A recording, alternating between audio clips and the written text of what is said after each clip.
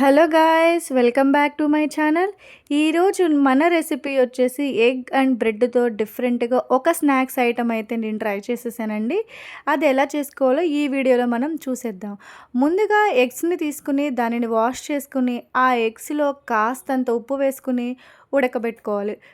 ఇప్పుడు గుడ్లు ఉడుకుతూ ఉండంగా మనము అల్లం, వెల్లుల్లి అలానే ఒక 2 పచ్చిమిరపకాయలని దంచి ముద్దగా చేసుకుందాము.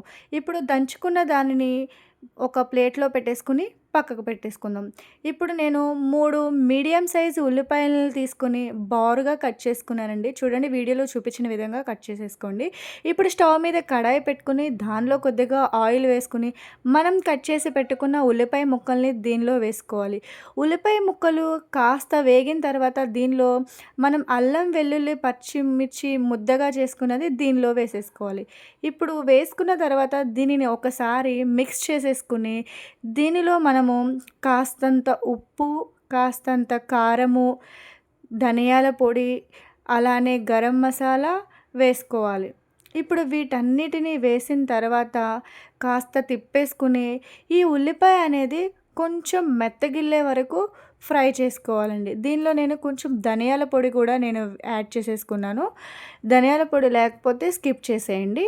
అండ్ చివర్లో ఉల్లిపాయ అనేది మెత్తగిల్లిపోయిన తర్వాత కొంచెం కొత్తిమీర అనేది చల్లేసుకుంటే సరిపోతుంది. కొత్తిమీర చల్లేసుకున్న తర్వాత దీన్ని ఒక నిమిషం పాటు పక్కకు పెట్టేసుకొని మనం ఉడకపెట్టుకున్న గుడ్లని 2 భాగాలుగా చేసుకోవాలి. ఇప్పుడు బ్రెడ్ తీసుకుని దానిని పాన్ మీద ఆయిల్ వేసి 2 సైడ్స్ గోల్డెన్ కలర్లోకి వచ్చే వరకు ఫ్రై చేసుకోవాలి. ఇప్పుడు ఆ బ్రెడ్లో కొంచెం మనం ఆనియన్ అలానే మనం కట్ చేసుకున్న ఎగ్ పెట్టేసుకుని దానిపైన వేరే ఒక స్లైస్ బ్రెడ్ పెట్టేసి మధ్యలోకి కట్ చేసేస్తే చాలండి. ఎగ్ అండ్ బ్రెడ్తో డిఫరెంట్గా స్నాక్స్ ఐటమ్ అయితే చేశాను కదా, చాలా బాగుంటుంది టేస్ట్ అయితే. ఈ వీడియో కనుక మీకు నచ్చినట్లయితే లైక్ చేయండి, షేర్ చేయండి, సబ్స్క్రైబ్ చేసుకోవడం మాత్రం మర్చిపోకండి. Thank you. Bye bye.